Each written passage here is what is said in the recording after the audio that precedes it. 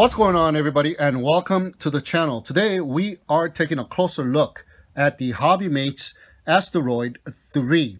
Now it is a 3-inch 145mm stretched X-frame FPV racer with 4mm detachable arms. It's got 1.5mm sandwich and top plates, and it's got 1.5mm camera mounting side plates as well. Now the motors are available in the 1505 4300 kV motors for a 4S setup, or it also comes with 1505 2900 kV motors for up to a 6S setup. Here I am testing out the 4300 kV version. Now you can choose which motors you want at the time when you are placing the order on the product page, and the motors have just 3 screws mounting it to the arms. Now it doesn't come with any props, so you will have to provide your own, and I've been testing it out with some of these Gemfan Flash 3052 tri-bladed props, which are my favorite 3-inch props, and they seem to work fine with both 3S and 4S batteries. The electronics are the same for both the 4300 kV motor version or the 2900 kV motor version, and they are capable of up to 6S power input. So the electronics are the iFlight Success F4 Mini V2 tower system. It consists of the ESCs, the flight controller, and the VTX. And the ESCs are the BL Heli 32 4-in-1 35 amp 2 to 6S D-Shot 1200 ESCs. Now the flight controller is the F4 2 to 6S, also capable flight controller with the Target Sep 2 Omnibus F4 with Betaflight OSD built in, and it's got these red 3D printed standoffs, and it even has some anti-vibration rings to further minimize vibration to the flight controller, so it is well soft mounted. And the standoff screw is a single metal screw that holds everything together.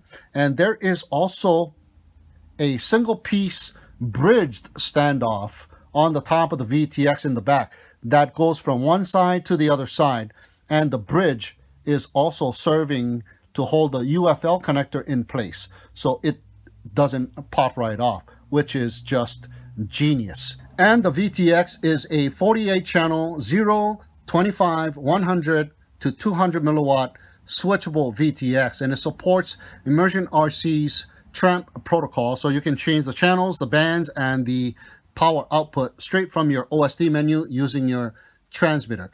It's got a dipole antenna with a slightly bigger size UFL connector than some of the other ones that I've seen, and the antenna mount is also 3D printed, and the dipole antenna fits right inside of that 3D printed mount hole, and it has a couple of zip ties kind of squeezing it in place, so the antenna is very secure, and that is one of the best dipole antenna mount I have seen so far.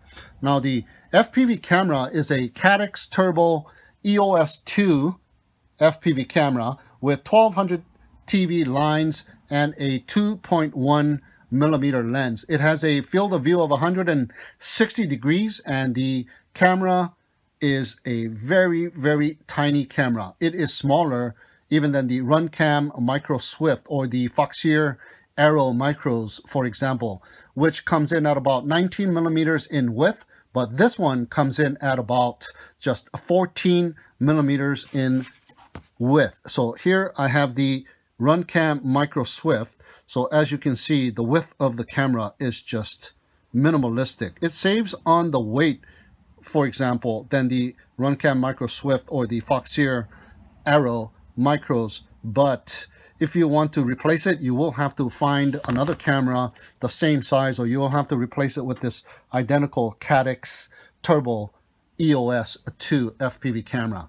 So the unit they sent me for testing came with the Hobbymate's 16-channel FrSky receiver that supports telemetry and RSSI as well. Just sticky taped to the top of the VTX. I do believe it also comes with the PNP version and the kit version, which you can put your own receiver of your choice. Now, the receiver antennas came already zip tied to the front arms, and they are heat shrunken to the zip ties as well for a super clean finish. Now, it also has a 35 volt 220 microfarad capacitor soldered onto the top battery pads of the ESCs, and it is shrink wrapped to the battery cable. And it comes with this XT30 battery connector, which is a bit short for my taste, soldered onto the bottom battery pads of the ESCs. Now, I usually like to have the battery cables zip tied to the rear arms for added support, so a longer cable mod is definitely needed on this one here. Just in case in a crash where the battery gets ejected, it will have another level of protection before it tugs on the solder pads of the battery cable on the ESCs. All right, so here is the weight of the Asteroid 3. It is the takeoff weight without the battery. And it comes in at 141 grams.